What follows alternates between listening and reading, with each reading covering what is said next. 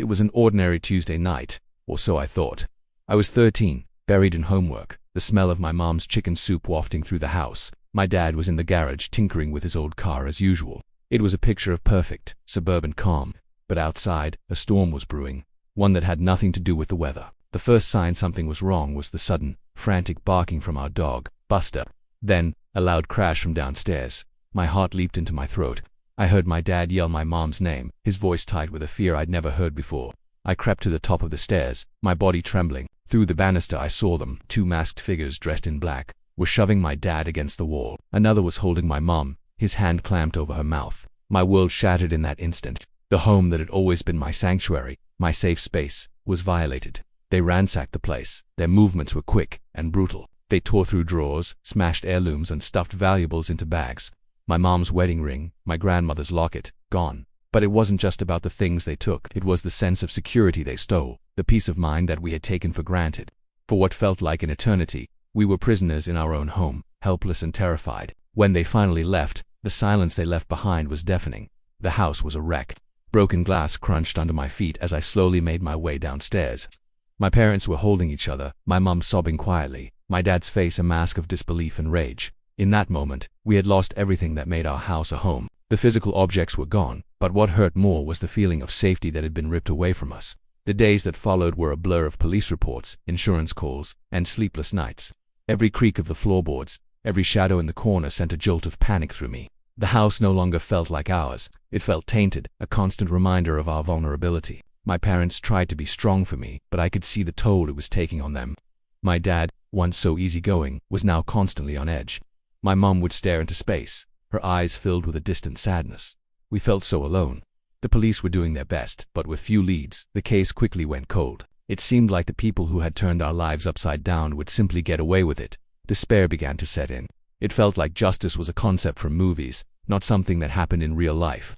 We started to lose hope that we would ever get any closure. Then, a few weeks later, something unexpected happened. An old neighbor, Mr. Henderson, a quiet man who mostly kept to himself, came over. He said he'd been out walking his dog late that night and had noticed a strange van parked down the street. He thought it was odd, so he discreetly jotted down the license plate number on a piece of scrap paper. He hadn't thought much of it until he heard what had happened to us. That small piece of paper, that single act of a neighbor paying attention, changed everything.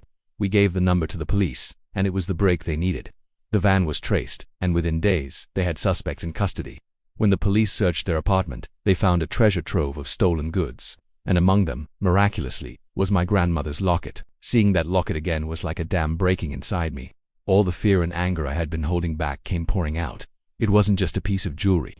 It was a piece of our lives, a piece of our history that we thought was gone forever. Not everything was recovered, but that locket was a symbol. It was proof that we hadn't lost everything. The trial was grueling. Having to face the men who had terrified us was one of the hardest things my family has ever done.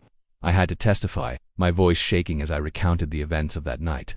But looking at my parents in the courtroom, seeing their strength, I found my own. We were a family, and we were facing this together. And then, the verdict came in. Guilty on all counts. The relief that washed over us was indescribable.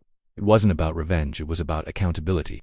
It was about knowing that the system, though slow and imperfect, could work. Justice had been served. The experience changed us. There's no denying that. We sold the house. The memories were too painful. The sense of violation too deep. We needed a fresh start, a new place to build new memories, but we didn't let the darkness win. We rebuilt. We learned that material things can be taken, but the love and resilience of a family cannot. We also learned the profound impact of community. Mr. Henderson's small act of vigilance made all the difference. It taught us that we're not as alone as we sometimes feel, and that looking out for one another is one of the most powerful things we can do.